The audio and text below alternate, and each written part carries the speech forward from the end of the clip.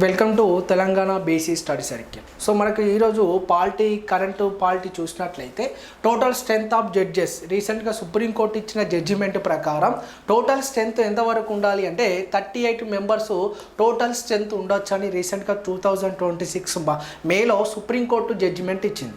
వాస్తవానికి మనకు 73 regulating act 1774లో సుప్రీంకోర్టు టోటల్ స్ట్రెంత్ 3+1 మెంబర్స్.